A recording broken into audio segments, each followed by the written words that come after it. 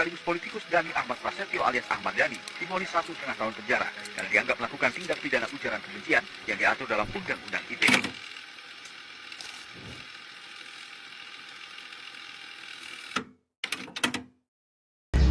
Assalamualaikum warahmatullahi wabarakatuh. Perkenalkan, nama saya Tiara Ramadhani dengan NIM B08255119. Mahasiswa dari program studi D3 Farmasi semester 1 Universitas Sulawesi Barat. Pada video kali ini, saya akan membahas tentang peran mahasiswa dalam membangun demokrasi, supremasi hukum, dan bela negara pada era digital.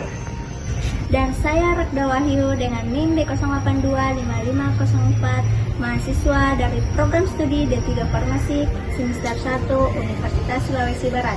Video ini dibuat sebagai bentuk pemahaman bahwa generasi muda, terutama mahasiswa, memiliki tanggung jawab besar dalam menjaga demokrasi, patuh hukum, dan cinta tanah air di tengah perkembangan teknologi yang sangat cepat.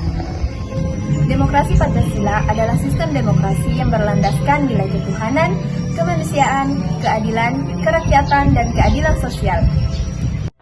Di era digital, demokrasi tidak hanya hadir melalui pemilu dan lembaga politik, tetapi juga melalui aktivitas kita di media sosial.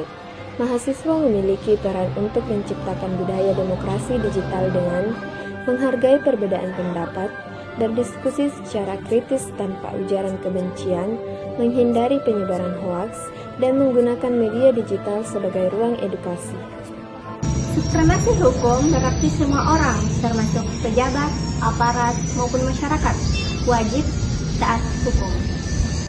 Di era digital, banyak kasus hukum yang muncul, terutama terkait cybercrime.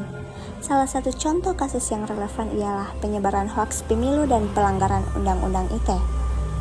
Dari kasus tersebut, kita dapat melihat bahwa keadilan hukum harus ditegakkan tanpa pandang bulu.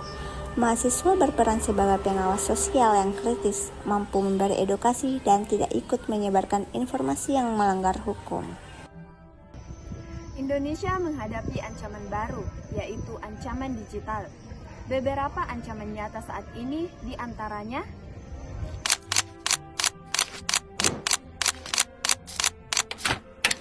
Satu, radikalisme digital, yaitu paham atau tindakan radikal yang disebarkan atau dilakukan menggunakan media dan teknologi digital.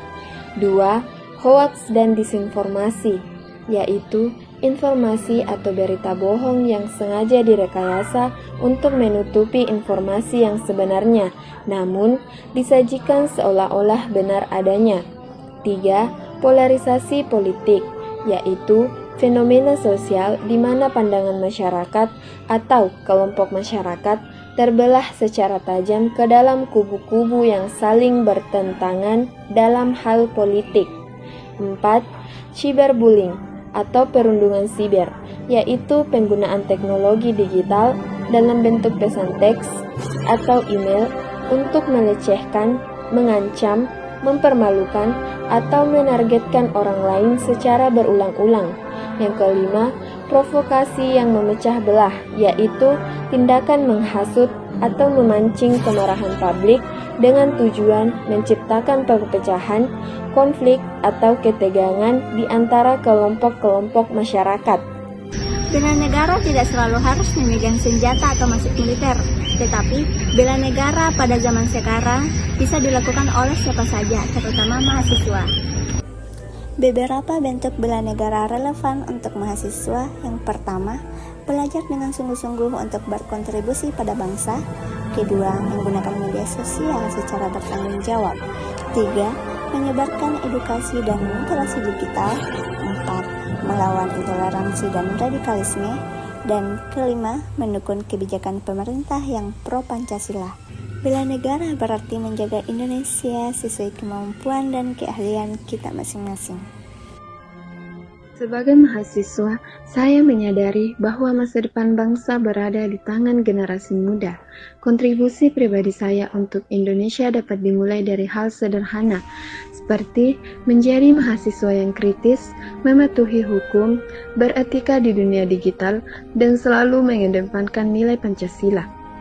Generasi muda harus peduli pada demokrasi dan hukum, karena masa depan negara ini ditentukan oleh kualitas warganya.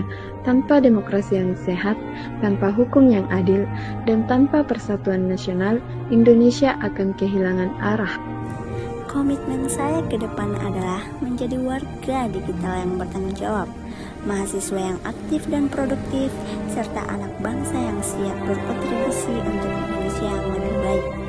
Karena negeri ini tidak hanya butuh warga, tetapi penjaga masa depan.